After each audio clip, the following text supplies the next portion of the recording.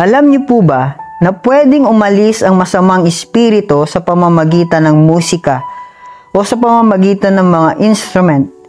Sa Biblia, may masamang espiritong umalis sa katawan ng isang tao noong narinig ang musika. Sa unang Samuel, Kabanata 16, talata 23, at tuwing dumarating kay Saul ang masamang espiritu mula sa Diyos, kinukuha ni David ang alpa at tinutugtugan niya ang hari. Si Saul naman ay naaaliw, umaalis sa kanya ang masamang espiritu at siya'y gumagaling. Ano kayang meron kay David? Bakit umaalis ang masamang espiritu kay Haring Saul?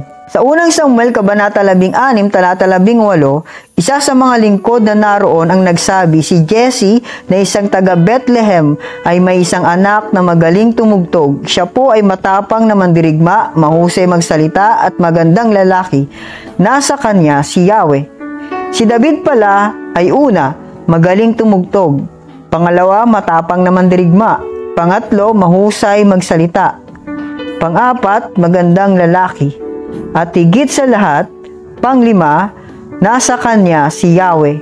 Sa aklat ng unang Samuel, Kabanata 16, talata 13, kinuha ni Samuel ang sungay na sisidlan ng langis at binuhusan niya si David ng langis sa harapan ng kanyang mga kapatid. At nilukuban si David ng espiritu ni Yahweh. Mula noon, sumakanya na ang espiritu ni Yahweh. Pagkatapos, si Samuel ay bumalik naman sa Rama.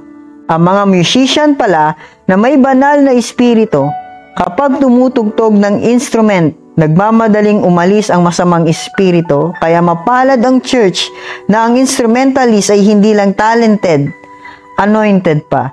Kaya malaki ang pagkakaiba ng anointed sa talented. Mas alam ng masamang espiritu kung sino ang talented lang at kung sino ang tunay na anointed.